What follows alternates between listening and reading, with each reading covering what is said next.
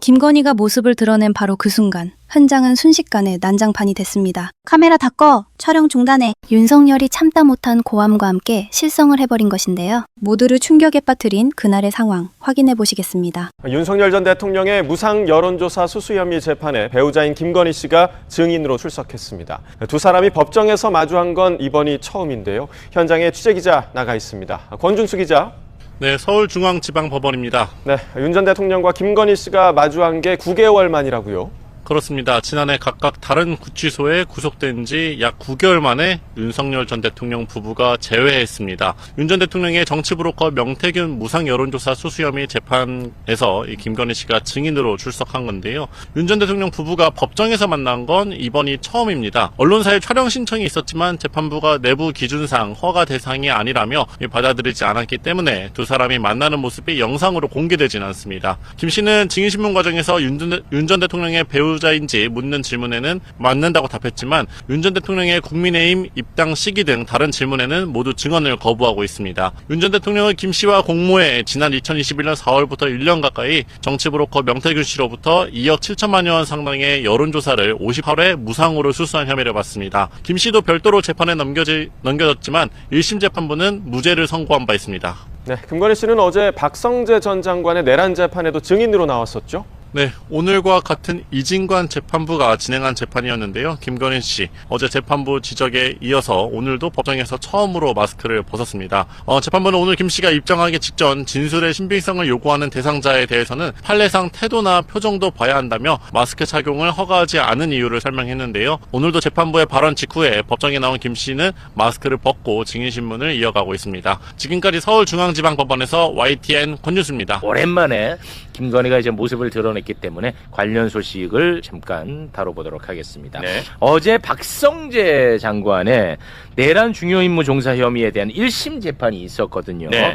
여기에 김건희가 증인으로 출석을 했습니다. 김건희, 제가 항상 얘기하죠.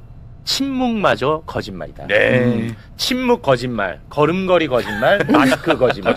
숨 쉬는 거 거짓말. 숨 쉬는 거 거짓말. 거짓말. 그리고 이번에 또 하나의 거짓말이 추가가 예. 됐습니다. 말투가 거짓말이다. 아, 저는 그렇게 보는 입장입니다. 자, 그러면 거짓말로 들어오는 김건희의 모습 잠깐 영상으로 만나보겠습니다.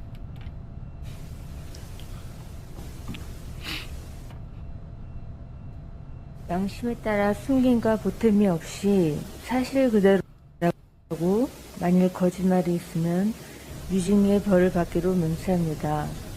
증인은 전염병 등의 사유가 없으면 마스크를 착용하시면 안 됩니다. 혹시 뭐 지금 감기가 심한 네, 벗겠습니다. 증인심을 마치겠습니다. 돌아가시면 되겠습니다. 저 변호사를 보는 거예요. 뭐 얘기하고 있어. 뭐 얘기해. 저 입으로 얘기하지. 고개를 끄덕끄덕하네. 얘기해. 예. 야, 막판에 좀 뭐 얘기하고 하더라고. 그때 똘망똘망한 느낌. 똘망똘망해. 힘도 기력도 있어요. 갑자기 똘망똘망해. 그렇습니다. 그래서 모든 것이 거짓말이다라는 그러네요. 것은 이제는 뭐 전 국민이 반드시 기억을 해야 된다. 예, 맞습니다. 좀 말투도 나는 거짓말로 보는 입장입니다. 저도 매우 말투. 의심스럽습니다. 말투도 거짓말. 예. 뭔가 동정심을 불러일으키기 위해서 좀 연기를 하는 듯한 느낌이 들잖아요. 저는 그렇게 봐요. 네. 그런 것 같아. 감기 거짓말로 봅니다. 감기는 100%거든요. 왜냐하면 그동안 계속 감기 걸려서 마스크 쓴 건 아닌데 아. 이번에 벗으라고 하니까 감기 걸려서 근데 이거 거짓말 같으니까 빨리 벗고. 네. 독방에 있는데 누가 바이러스를 옮길 사람이 없잖아요. 혼자 격리되어 감기 있는데. 거짓말로 봅니다. 예. 제가 뭐 이게 비유가 될지는 모르겠습니다만 개인적으로 느껴지기엔 제가 군 생활할 때 유격 훈련 가가지고 너무 힘들어서 열사병 걸린 척 한번 했다가 너 열애 그래 나와 2시간 따로 또 유격 PT 받고 죽을 뻔했어. 그 잡아내더라고 그거 가짜라는 잡아내야 돼 우리. 예. 김건희 잡아내야 돼. 엎드려 다 맞춰. 거짓말. 네. 다 거짓말입니다. 예. 지금 병보석 신청하지 않을까? 그러니까 보석 신청을 위해서 예. 지금 자락을 깔고 있는 거 아닌가? 그렇습니다. 병원에 가야 된다. 뭐 예. 이렇게 하면서 예. 그런 작전을 깔고 지금 나와 있는 거 아니냐? 뭐라도 할 사람이야. 들어올 때 그러니까 까먹은 거야. 나갈 땐 까먹었어. 들어올 때 얼마나 힘없이 들어왔는지를 까먹고 지금 나갈 때 너무 힘차게 나간 거야. 그렇습니다. 너무 힘차게 나가요. 김건희는 뭐라도 지금 하고 있을 사람입니다. 예. 그냥 무기력하게 안에만 있을 거라고 전 생각하지 아, 않아요. 그럼요. 뭐라도 하고 있습니다. 네. 머리 계속 굴리고 있다. 보통 사람 그렇게 아니에요. 봅니다. 아니 그리고 딱 그 증언도 전부 다 진술 거부권을 행사한다라고 얘기를 했는데 딱 두 가지에 대해서는 부인 취지에 그렇습니다. 가장 핵심적인 거. 계엄. 딱 두 개만. 예. 계엄. 그다음에 박성재와의 관계. 예, 그게 지금 이번에 준비되어 있는 영상이거든요. 방금 말씀하신 것처럼 수없이 많은 질문에 대해서 다 증언 거부한다고 얘기합니다. 그런데 계엄 관련성에서는 적극적으로 부인을 해요. 아하. 그렇다면 관련성이 있다고 예. 봐야 돼. 우린 그렇게 봐야 돼. 네. 함께 보시죠. 증인 피고인 박성재 언제 처음 알게 되셨나요? 증언 거부하겠습니다. 당시 증인은 남편인 윤석열과 함께 대구에 거주하였나요? 증언 저걸 왜 거부하겠습니다. 거부를 하는 거예요? 이게 증언 거부를 하는 이유가 뭔가요? 같이 산 거요. 네, 그렇습니다. 특별히 뭐 답변하시는데 문제되지는 않은 것 같은데.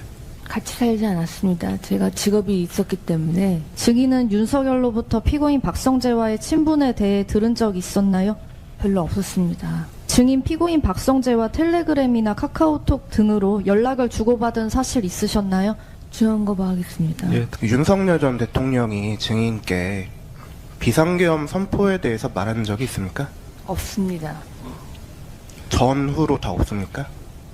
전혀 없습니다. 전혀 없습니다. 전혀 없다. 요거는 있다는 거야. 있습니다. 네. 전후로 다 있었습니다. 저는 그렇게 봅니다. 네. 발음도 좀 괜찮아진 것 같고요. 아, 똘랑똘랑합니다. 네, 전혀 없습니다. 네. 계엄과의 관련성에 대해서는 아주 명확하게 선을 긋는 모습. 예. 이거는 심리학자분들이 좀 분석을 해야 될 것 같아. 그러니까요. 다른 건 다 거부하고 여기서는 이제 적극적으로 방어한다. 저는 변호인이 아마 조언을 그 부분도 했을 거예요. 그러니까 다른 건 다 왜냐하면 증언을 하기 시작하면 저기서 이제 특검이나 이렇게 집요하게 파고들면 조금 앞뒤가 꼬일 수 있으니까 네. 다른 건 하지 말고 아.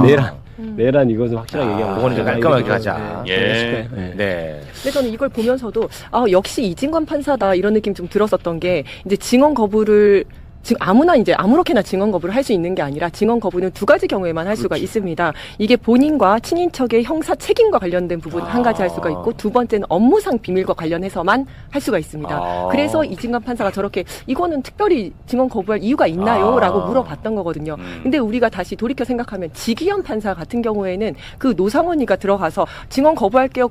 귀찮아서 앞으로 다 거부하겠습니다. 라고 얘기를 했는데 저렇게 왜 거부하냐라고 묻기는커녕 뭐라고 했냐면 이거는 본인과 친인척의 형사상 책임 때문에 그런 거죠라고 하면서 오히려 명분을 만들어 뒀었거든요. 그래서 참 이거는 제대로 그 사유가 없는데도 증언 거부를 하면 과태료 사유입니다. 이거는. 네, 그런데도 불구하고 그 지기현 재판부는 그렇게 하고 넘어갔는데 이제 이진관 판사는 저렇게 하나하나 그래도 물어보는 거죠. 확실히 다르구나라는 느낌이 갑니다, 진짜. 과태료 사유뿐만 아니라 이제 판사가 심증을 형성을 할 때 증인의 진술에 대해서 뭐 아닙니다라고 아까 내란에 대해서 들었냐 아닙니다 뭐 이렇게 얘기를 했어도 그걸 있는 그대로 안 믿는 거죠. 왜냐하면 그렇죠. 이유 없이 진술을 거부했기 때문에 그 사람의 진술을 믿지 않아도 되는 겁니다. 뭐라고 얘기를 해도 신뢰성 자체가 떨어지는 신뢰성이 거죠. 완전히 떨어지는 거예요. 그렇죠. 사실은 다른 건 다 증언 거부하는데 계엄에 대해서만 아니라고 하는 것 자체를 그 상황을 놓고 또 판단하는 거니까요. 꼭 그 아니라고 해서 그대로 믿는 건 아니니까. 네, 알겠습니다. 자, 그래서 뭐 특별한 내용은 없었어요. 근데 그래서 제가 요거 하나 좀 여쭤볼까 합니다. 검사님도 또 마침 나오셨으니까 이것도 다 법조인이시고 검사님. 2024년 5월에요. 그러니까 윤석열 정부 때죠. 이창수라는 사람이 서울중앙지검장으로 갑자기 들어옵니다. 그 이후 김건희 사건에 대해서 이제 무혐의로 털어줄 요량으로 소환 조사 한 번 하지도 않고 불기소 처분 문건을 만듭니다. 문건 잠깐 좀 올려주시겠습니까? 요걸 5월에 만들어버려요. 예. 시세 조정에 계좌가 이용된 것은 맞지만 주가 조작에 대한 인식이 없었다. 증거 불충분하여 혐의 없다. 네. 김건희 예상 진술 내용도 포함되어 있어요. 여기 포함돼 있어. 이거 사람 미치게 하는. 조사 전인 거죠? 네, 이게? 조사 전이야. 이창수가 오자마자 이게 이제 만들어졌는데 이거를 이제 직접 작성한 사람이 현직 검사입니다. 검사님. 근데 그 현직 검사 1차 종합특검 때 당연히 수사 대상이어야겠죠. 그래서 소환을 합니다. 2번이나. 근데 소환에 불응해요. 그리고 1차 종합특검은 끝이 납니다. 그러고 나서 바로 미국으로 떠납니다. 미국 연수. 그리고 2차 종합특검이 이제 출범을 해서 이 사람을 조사를 해야 되지 않겠습니까? 네. 그런데 법무부에서 협조 요청을 그러니까 특검이 법무부에 협조 요청을 하면 법무부가 적극적으로 협조하겠다고 약속을 했거든요. 근데 어떤 일인지는 잘 모르겠는데 지금 보도상으로는 법무부가 특검의 협조 요청에 소극적이야. 우리가 뭐 더 이상 할 수 있는 게 뭐가 있냐. 우리가 뭐 할 수 있는 게 뭐 권한이 있는지도 모르겠다. 이런 식으로 지금 얘기를 하고 있다는데 이거 어떻게 제가 받아들여야 됩니까? 일단 저 재판 수사를 하기 전에 이미 결론을 내놓은 것은 맞는 것 같고요. 네. 그러니까 그 결론도 이제 법률상 용어는 범위, 그러니까 고의, 그러니까 어떤 행위를 할 때 고의가 있냐 이제 그걸 따지게 되는데 고의가 없는 걸 좀 턴다고 표현합니다. 무혐의 할 때 턴다고 네. 그렇게 털 계획을 잡고 있었던 것 같고 실제로 방조 법리 이렇게 해서 그때 문건까지 판례도 참조해보라 이런 기사가 맞습니다. 나왔었잖아요. 네. 그러니까 이제 아예 그 방향으로 정하고 어떻게든 진술하더라도 고의가 없이 결론을 내리려 했던 건 맞는 것 같아요. 네. 이창수 검사장이 올 때도 이미 그런 걸 다 계획하고 온 것 같고. 네. 그런데 뭐 우리 정부 법무부라 제가 조금 조심스러운 면이 있습니다만 네. 어떤 게 있냐면 저기 지금 제가 알기로 그 검사가 아직 참고인이에요. 네, 맞습니다. 참고인이에요. 그런데 맞아요. 만약에 피의자면 법적으로 냉정히 불러서 또 소환해서 체포영장도 받고 그다음에 법무부에서 뭔가 강제할 조치가 있긴 한데 네. 참고인은 사실 수사기관에서 출석하라 해도 출석할 의무는 없거든요. 네, 그렇긴 그러면 하죠. 법무부에서도 오히려 참고인의 출석 의무 없는 참고인에 대해서 이렇게 강제로 오라 하는 게 또 나중에 문제가 될 수 있을 것 같아서 저러는 것 아닌가 이런 저는 생각을 하고 그 기사를 봤습니다. 아, 혹시나 역공당할까봐. 네. 그래서 두 가지 방법이 있는 것 같아요. 두 가지 방법. 지금 저도 네. 왜 그럴까에 대해서는 네. 그 똑같은 의견이거든요. 그럼 앞으로 그럼 어떻게 할 건데? 그럼 그대로 둘 거냐? 네. 참고인 신분인 한 진짜 조치에는 좀 한계가 있습니다. 그러면 이메일 조사가 됐든 전화 조사가 됐든 해서 논리적 모순을 파악을 해서 피의자로 신분을 전환하는 방법이 있고 이건 특검 측에서 할 수 있는 일입니다. 참고인이 아니라 피의자로 신분을 전환할 수 있도록 조금 더 수사를 하는 거지. 이메일이든 전화로든. 그다음에 이제 법무부 쪽에서는 뭐냐 하면 이게 이제 제 생각에는 그분이 국내에 와서 잠깐 국내 출장을 해서 하실 일이 있지 않을까? 국내 출장 명령을 내리면 됩니다. 출장 명령. 네, 출장 명령 내리면 됩니다. 근데 약간 그게 조심스러운 마음이 아마 있을 거예요. 그게 나중에 또 이제 직권남용 부분이 굉장히 엄격하기 때문에 사실은 이제 법적으로 의무가 없는 일을 어느 정도 할 수 있냐 이런 문제가 아마 있을 거예요. 사실 현실적으로. 그냥 그것만을 위한 게 아니라 그분이 지금 직무연수 중인데 어차피 직무연수 할 때는 법무부에서 다 관리해야 돼요. 그렇죠. 검찰청이 아니라 법무부에서 이분이 꼭 국내에 들어와서 한 보름 상관에 와서 꼭 하실 수 있는 출장 업무거리가 뭐가 있는지 리스트를 한번 잘 점검을 해주셨으면 좋겠다. 근데 사실상 이제 그거는 특검에서도 한번 그건 결단을 내려볼 수 있는 일인 게 방금 말씀하셨듯이 피의자로 전환도 저는 충분히 가능할 것 같거든요. 왜냐하면 여러 정황상 좀 혐의가 좀 있어 보이니까. 그렇습니다. 이 정도면 사실 피의자로 전환해서 수사를 해도 되지 않을까 싶은데 그건 이제 수사 진척 정도 제가 정확히 모르니까 뭐라고 말씀드리는. 자, 김건희가 세상 아무것도 모른다는 듯 저런 이야기를 했습니다. 네. 그런데 김건희는요, 윤석열 정권에서 아주 사소한 것 하나까지도 다 챙긴 사람입니다. 어제 관저공사 특혜 혐의로 기소된 김호진 전 국토교통부 1차관 재판이 있었거든요. 여기에 21g 전 직원이 나왔어요.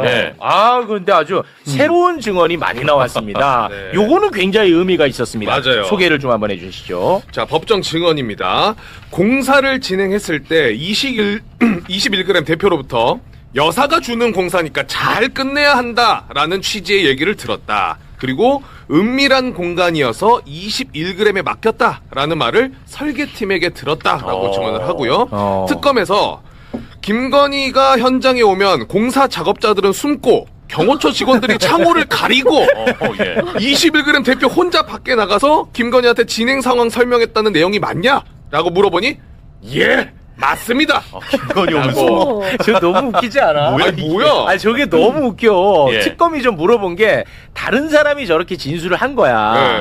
그래서 이게 복수의 이제 크로스 체킹을 한번 해본 거예요. 이랬다는데 맞냐? 근데 맞다고 한 거야. 아니 뭐 김건희가 뭐 귀신도 아니고 김건희는 절대 보면 안 되는 사람인 것처럼 저렇게 그 꽁꽁 다 닫고 만나고 현장에서 지시하고 가고 한 요렇게 3차례 했던 것 같아요. 예. 그러면서 너무하네. 김건희가 어떤 지시를 했는지도 자세하게 또 증언을 했는데요. 예. 예산을 잡을 때 증축 공사는 있었고 고양이 방이랑 드레스룸이 처음부터 얘기가 나온 범위였다. 나중에 추가로 생긴 게 히노키탕, 욕조가 들어가는 것이었고 수영도 할 수 있으면 좋겠다는 얘기를 반영해서 땅을 더 깊이 파서 만들었다. 수영이에요? 수육이에요, 이게? 그러니까 김건희가 작은 것 하나까지 다 챙겼던 거예요. 하나하나 다 관여했네요. 안 챙긴 게 없습니다, 김건희는. 예, 그런데 어떻게 계엄은 안 챙겼을까요? 그러니까요. 뭐 있을 수 없는 일이겠죠. 고양이 방 하나까지도 챙긴 여잔데 말이 안 되죠. 저거 근데 현장에 3-4번이나 갔다는 거 아니에요? 그렇습니다. 그렇죠. 그럼 뭐 계엄 당연히. 야, 당연하죠. 아니 그 수영장 깊이 파다는데 예. 그 관저에 사람이 할 수 있는 수영장이 나올 만한 부지는 없거든요. 근데 거기 그 전에 그 관저 들어갔을 때 희한한 게 있었다고 좀 깊이 뭐 수조 같은 거 하나 있긴 했었어요. 그래서 이게 고양이 수영장 아니면 개 수영장 아닌가? 특히 개는 수영 좋아하거든요. 고양이는 물에 들어가는 거 안 좋아해도. 여기서 얘기하는 수영장이 개 수영장인가? 그럴 가능성이 없지 않아 있습니다. 그럴 가능성이 높아 보이더라고요. 아니, 그리고 실제로 마지막에 나오기 전에 한 몇 개월 동안 물을 어마어마하게 많이 썼다라는 게 있었잖아요. 물사용. 물사용이 있었는데 이게 정말 개 수영장인지 아니면 어떤 뭐 주술적인 이유에서 뭐 한 건지 막 여러 가지 이야기가 나왔었는데 어쨌든 여기에도 수영장을 또 만들려고 했다는 거 보면 뭔가 물을 좀 가까이 하려고 했었던 것 같다는 생각이 들고 아까 그 김건희가 오면 작업자들은 숨고 창호 가리고 막 이런 게 되게 특이하잖아요. 저거 특이하더라고요. 근데 이제 이 사람이 굉장히 많은 진술을 한 것 같은데 이제 이 진술의 신빙성을 확인하기 위해서 다른 사람들한테 이제 계속해서 물어본 것 같아요. 그러니까 이런 얘기는 거짓말을 하기가 힘들잖아요. 그렇죠. 네, 그래서 자기가 경험한 거를 그대로 얘기를 했는데 또 다른 사람한테 물어보니까 또 똑같은 얘기를 했다라고 하면 이 사람의 진술의 신빙성이 굉장히 올라가는 거기 때문에 아마 이렇게 체크를 한 것 같습니다. 그렇습니다. 네, 기본적으로 약간 갑질한 것 같아요. 하나하나 다 하고 또 이제 진술한 내용 보니까 한번 와서 시키면 계속해서 뭐가 변경이 되기 때문에 새벽 1시까지 잠을 못 자고 막 이제 이런 얘기들이 나오거든요. 맞습니다. 네. 근데 그 김건희가 왔을 때 일사불란하게 막 다 문 닫고 사람들 이랬던 거는 김건희가 시키지 않고선 그럴 이유는 없을 거 아닙니까? 그렇죠. 그러니까 그런 것까지도 그렇죠. 아마 뭐 예를 들면 21g 대표한테 그 좀 나오면은 다 저 숨으라 그래. 숨으라고 좀 해. 그거 왜 자꾸 보여? 뭐 이런 그러지 않았으면 안 그러고서 저럴 필요는 없잖아요. 그러니까 아니면 뭐 숨으라고 해라기보다는 내가 온 거를 다른 사람 모르게 해라. 모르게. 근데 거기서 일하고 있으니까 그 사람들한테 집에 가라고 할 수는 없으니까 일단 숨어라. 너네는 없는 거다. 아마 이렇게 가지 않았을까. 그렇습니다. 숨으라 그러면 모르게 하는 게 아니라 더 하는 거 더 하게 하는 아니에요? 거죠. 오히려? 야 김건희 왔다 숨었어. 더 하지. 아니 그거 알거든요. 대통령 행사 때 군부대 있을 때 저도 부대 있을 때 대통령 행사 때가 딱 되면은 전부 다 이 놀이새 뭉치 다 빼라. 그 다음에 야 방위들은 창고에 들여보내. 그럼 대통령 오는 거거든.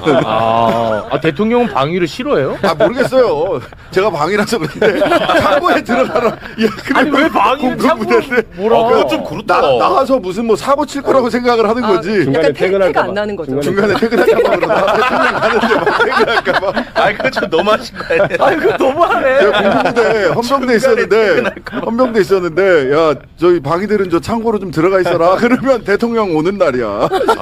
이거 너무하네 진짜. 놀이새 뭉치 하나씩 다 뺐잖아요. 놀이새 뭉치는 다 빼라 그러고. 총을 쏠 수 없게끔. 못하게. 근데 이제 그거는 그럴 수 있다고 치는데 왜 방위는 창고로 치우냐고. 그건 너무한데 그거. 뭐좀 약간 인권에 대한 아니 그때 무슨 혹시 뭐 부대 지휘관이 뭐 박상용이었어요? 창고에 왜 자꾸 그러니까. 야 너네 연어 먹고 있어? 아니 왜 창고에 넣어? 그래 아스팔트 물 청소하고 아스팔트 물 청소해 그러면은 며칠 있다 오시나 보다. 아니 근데 아스팔트 했는데 나중에 헬기로 오시잖아요. 아스팔트 물 청소해. 자 오늘 그 김건희하고 윤석열 그 법정에서 만나는 것 같던데. 네. 2시부터. 맞습니다. 만났는지 모르겠네. 그 2시부터니까 이제 만났을 것 같은데요. 그러니까 윤석열 그 정치자금법 명태균한테 여론조사 받은 거 그게 그렇습니다. 이제 오늘 또 재판이 있는데 김건희가 여기에 증인으로 출석을 하고 둘이 이제 만났으면은 구속된 이후에 9개월 만에 처음으로 두 사람이 법정에서 만나는 거다. I believe. 아 여보 그 세강자 내가 물어보고 싶어서 나 진짜 답답했는데 그거 어떻게 된 거야 그거? 세강자. 여보가 감이 못 물어볼 것 같은데. 세강자. 세강자요? 그러면 저는 내란 얘기할 거예요.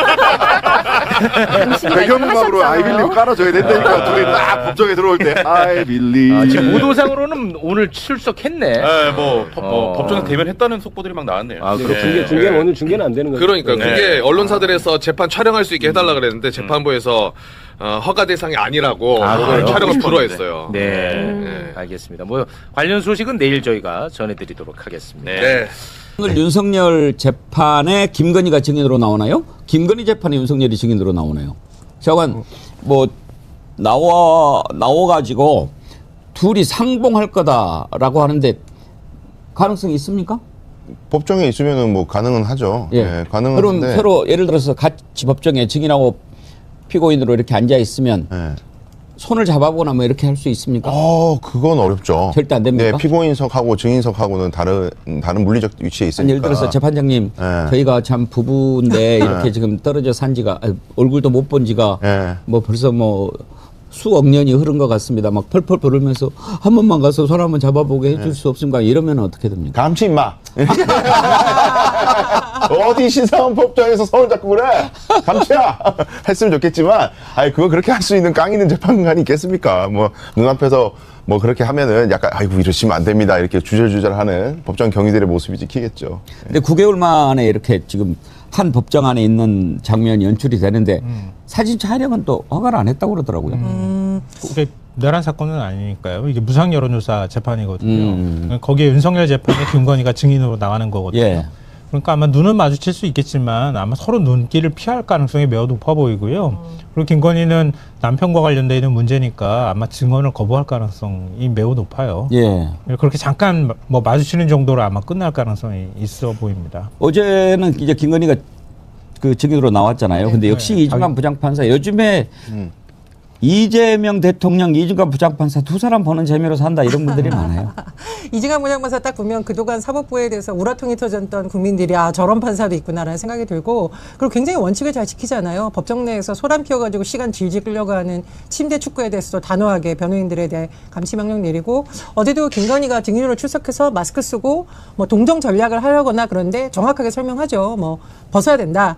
전염병이나 이런 게 아니면 벗어야 된다. 그게 제가 뉴스를 찾아보니까 아마 증인의 표정 변화나 이런 것들도 아마 판사들이나 다 살펴보면서 진실 여부를 판단하시다고 하는데 이중관 부장판사님 보는 재미에 그나마 사법부가 조금이나마 저런 판사도 계시구나라고 하는데 그럼에도 불구하고 저는 사법개혁은 계속해야 된다는 입장입니다.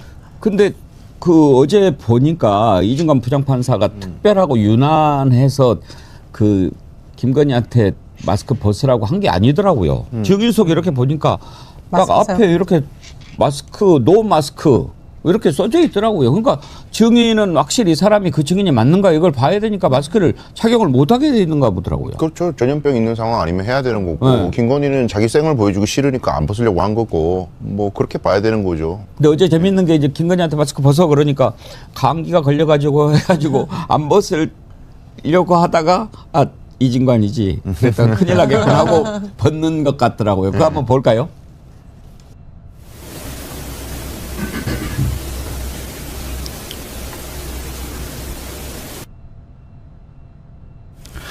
네, 증인신문에 앞서서 이 사건은 관련법에 따라서 중계되고 있음을 말씀을 드립니다. 네, 그리고 그 증인은 전염병 등의 사유가 없으면 마스크 사용할 수 없습니다. 마스크를 착용하시면 안 됩니다. 혹시 뭐 지금 감기가 심한일까요?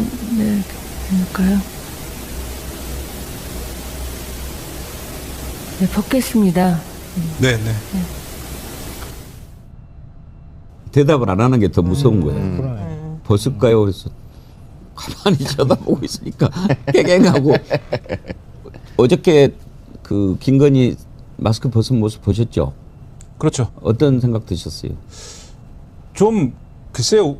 우리가 사실 김건희 씨 얼굴을 모르는 것도 아니지 않습니까? 그리고 전 국민이 김건희 씨가 그 감옥에 갇힌 다음에 얼굴이 어떻게 변했을까 궁금한 것도 아니고 사실 그리고 그 얼굴을 우리가 뭐 꼭 봐야 되는 것도 아닌데 왜 가릴까? 그러니까 저는 왜 가릴 필요가 있느냐라는 거에 더 큰 의문이 들어요. 그 보여준다고 무슨 일이 일어납니까? 우리가 그거에 대해서 뭐라고 합니까? 그 얼굴 보고 뭐라고 하겠어요? 손가락질 하면서 우리가 뭐 얼굴을 가지고 손가락질하는 게 아니고 김건희 씨가 한 행위에 대해서, 김건희 씨가 저지른 위법에 대해서, 김건희 씨가 저지른 국정농단에 대해서 얘기를 하는 거지 않습니까? 그런데 왜 얼굴을 가리고 나오느냐, 이것에 대한 큰 의문이 사실은 있어요. 그리고 그 얼굴을 가리고 나오는 거에 대해서 저 법원은 왜 저것을 가능하게 해주느냐, 지금 말씀 쭉 하신 대로 안 되는 건데 뭐 얼굴 확인도 해야 되고, 사실 이 증언을 하는 과정에서 표정 변화나 이런 것도 판사는 봐야 되고 이런 필요성이 있는 건데 왜 가리고 있느냐, 이런 불만들이 있는 거거든요. 근데 어쨌든 저렇게 벗고 나니까 사실 허무하죠. 뭐 그거에 대해서 우리가 얼굴 불평을 하겠습니까? 뭘 하겠습니까? 저렇게 보여주면 되는 걸 왜 가리고 나왔을까? 너무 자의식이 과한 거 아닌가? 뭐 이게 무슨 뭐 이 탤런트도 아니고 이 얼굴을 뭐 소중히 보호해야 되는 그런 직업을 가진 사람도 아니고, 그래서 이런 자의식이 좀 아직도 과한 것 같아서 아직 반성을 덜한 것이 아닌가라는 생각을 했습니다. 이은주님, 감기가 우찌 1년 365일 걸려 있다요. 자의식이 강하면은 자기가 한 짓을 지금까지 우리가 알고 있는 것 같은 짓을 하지 말아야죠. 자존심이 있는데 대통령 영부인이라는 사람이 덜컥덜컥 명품 다 받아 챙기고 이런 너무 게 상식적인 말씀입니다. 비상식적인 사람한테 상식적으로 하시면 안 돼요. 그리고 그 내란 당일날 성형외과가 있었다는 거 아니에요. 그런 것들 보면은 말씀하신 것처럼 자기 외모에는 엄청나게 많은 신경을 쓰는 사람이겠죠. 그러니까 그런 것들을 외모가 망가지는 모습을 국민들한테 보여주기 싫었을 수는 있을 것 같은데요. 지금 자기가 그런 생각할 처지입니까? 그것도 자기가 마스크를 쓰면 또 뭐가 달라지겠습니까, 인생이. 근데 역설적으로 저는 그걸 보면서 과거에 본인이 나서지 말아야 할 때는 엄청 나섰잖아요. 나서가지고 막 대통령이 척 막 악수하는 거 전 진짜 경악을 했거든요. 그리고 해외 정상들과의 만남이라든가 해외 순방 때도 보면 본인이 막 센터에 섰다라는 논란을 일으키고, 나서지 말아야 될 때는 저렇게 나서다가 정작 나와서 국민들한테 사과하고 제대로 증인으로서 해야 될 때는 또 가리고, 참 상식적으로 이해하기 어렵습니다, 사실 저는. 저는 또 궁금한 게, 어제 뉴스를 보면서 이제 다다미빵을 깔았잖아요, 관제에다가. 그 21g이가 한 데서 김건희가 지시한 것이다, 이런 진술도 이제 나오고 그랬는데, 그걸 보면서 왜 다다미를 깔았을까도 참 궁금했어요. 왜 그랬을까요? 윤석열이 자기 입장에서는 좀 원래 좀 그 선호하는 바가 있잖아요. 일본에 대한 선호하는 바가 있고, 제가 봤을 때는 남편 취향을 고려한 거다. 그렇죠. 윤석열이 그걸 원했다고 하는 기사도 제가 봤었거든요. 그러니까 결국에는 이제 그런 자기 세계에서의, 그러니까 자기가 생각하는 이상적인 자신의 정체성이라든가 뭔가 이상향적인 자기 자아는 일본에 있는 유수의 정치인이나 일본의 아주 유명한 검사나 그런 상이 자기의 이상향인 것 같습니다. 윤석열은. 일본의 정치인들 중에 아주 극우의 거두들 이런 사람들 있잖아요. 도쿄 중앙지검장 같은 뭐 그런 모습. 그렇죠. 그런 것을 굉장히 동경해 왔던 거 아니냐. 예. 본인의 행동이나 사람을 관리하는 방식이나 이런 모든 것들이 그걸 답습하려고 했던 게 있고, 근데 자기는 좀 매우 모자라잖아요. 거기에 기준을 삼더라도. 그러니까 이제 흉내를 내고 싶은 마음, 뭐 그런 것들이 다 종합된 게 아닌가 싶습니다. 제가 상식의 영역과 비상식의 영역으로 나눠서 얘기할 수가 있습니다. 예, 한번 얘기 좀 해주세요. 상식의 영역으로 가면은 윤석열이 예를 들면 대일 외교나 이런 데서 아주 저자세였지 않습니까? 그래서 혹시, 그러니까 이 윤석열식의 세계관이죠. 혹시 일본의 고위 정치인을 모셔다가 앉혀서 차 대접을 할 수도 있다. 그래서 다다미 방에 딱 앉혀서, 그럼 다다미 방에 이제 뭐 어디까지 구현이 됐는지는 모르겠습니다만 뭐 족자도 있고 무슨 뭐 차 끓이는 이것도 있고 무릎 꿇고 앉아가지고 뭐 차를 이렇게 해가지고 뭐 이렇게 줬는지 뭐 이런 건지는 모르겠는데, 아무튼 그런 이런 걸 만들어서 갖다 놓으면은 일본의 고위급 정치인이 아주 이게 훌륭한 대한민국 대통령이군 해가지고 양보를 크게 해줄 것이다, 이런 생각을 했을 수 있다. 이게 이제 상식의 영역이고. 예. 비상식의 영역은 이제 김건희 씨가 건진법사라는 사람들하고 이렇게 얘기를 하고 뭐 이랬지 않습니까? 근데 건진법사가 자기 방에다가 이제 꾸며놓은 걸 보면은 일본의 신을 섬기잖아요. 맞아요. 아마테라스라고 하는. 아마테라스. 예, 그래서 그런 것과 혹시 관계가 있는가라고 하는 비상식의 영역에서 한번 생각을 더 해볼 수가 있지 않나. 왜 이렇게 상식적이네요. 이게 참 비상식을 더 연마해가지고 제가 더 비상식적인 생각을 한번 제가 보기에 하겠습니다. 우리 김민하 평론가님하고 김성환 평론가님은 기본적으로 너무 상식에 기반해 있기 때문에 비상식이 잘 안 떠오를 것 같아요. 그러면은 네. 제가 그러면 더 비상식적으로, 네. 윤석열이 평소에 거헌법을 연습하고 있다. 그래가지고 네. 이 거헌법을 연습할 때 마지막에 가서 만약에 괴한들이 침입해 온다. 그럼 다다미 방으로 도망을 갑니다. 그래서 다다미 방으로 도망을 가면은 딱 다다미를 딱 깔고서는 검으로 이렇게 베어 넘기다가 다다미를 팔로 딱 쳐가지고 다다미가 딱 올라오잖아요. 그러면 검을 막을 수가 있습니다. 이게 이런 방식으로. 네. 근데 저도 제 얘기가 잘못 건드리신 것 같습니다. 잘못 건드리신 것 같아요. 저도 제 얘기가 이 뒤에다가 너무 상식적인 얘기를 붙이면 재미없을 것 같긴 한데요. 김건희라는 사람은 문화적인 그 자기가 문화적으로 엄청나게 소양이 많은 사람이라고 생각해요. 그러니까 우월 의식 같은 걸 갖고 있는 거예요. 그러니까 그게 자기가 내세울 수 있는 제일 큰 자산이라고 생각하는 사람이거든요. 그러니까 전시회 하거나 이렇게 할 때도 아무도 접근 못하는 거, 내가 해외 유수의 어떤 뭐 그 예술가나 이런 사람들 불러가지고 전시회, 이게 자기가 인생에 내세울 수 있는 제일 큰 자산이에요. 그러니까 뭐 외국 나가가지고 유럽에 있는 궁 같은 거 흉내내기는 뭐하니, 일본의 다다미 방에서 바라볼 수 있는 또 방탄유리로 전부 다 이렇게 해달라고 요구한 거 보니까 바깥이 쫙 보이는, 이른바 벚꽃 쫙 보이는 그런 다다미 방 같은 형태를 머릿속으로 상상하면서 만들어 달라고 했을 것 같아요. 그러니까 그게 일종의 자기가 누군가를 초청해가지고 그 다다미 방으로 데려가서 말씀하신 것처럼 말차를 하나 해준다거나 이렇게 하는 게 남들한테 내가 이런 사람이야 라고 하는 과시할 수 있는 게 돼서 그런 걸 일부러 그렇게 신경 써서 만든 것 같고요. 윤석열이라는 사람은 윤석열 만났던 사람들도 다 한결같이 얘기하는데 문화적으로는 소용이 전혀 없는 사람이라고 그러잖아요. 그러니까 그 사람은 그냥 땀배로 흰옥회탕 만든 거예요. 다른 거는 제가 볼 때는 해석할 여지가 없어요. 그냥 땀 잘 빼는 목욕탕 하나 만들어줘, 이렇게 얘기했을 것 같아요. 여기서 조금 무거운 걸 짚고 넘어가면 그 관저라는 곳이 1급 보안시설이거든요. 그러니까 물론 모든 관저들이 다 그런 데 신경을 써야 되겠지만 보안시설이라는 것은 이제 국가 기밀, 외교, 안보와 다 연결되어 있는데 이런 데 들어가서 국정을 할 생각을 안 하고 다다미만 깔아놓고 이제 개수영장 놀러도 나왔었거든요. 흰옥회탕, 캣타워, 일본식 정원, 이거는 뭐 문화적 소양이 아니라 제가 보기엔 약간 광기가 들린 정도의 수준이다. 저는 그런 생각이 듭니다.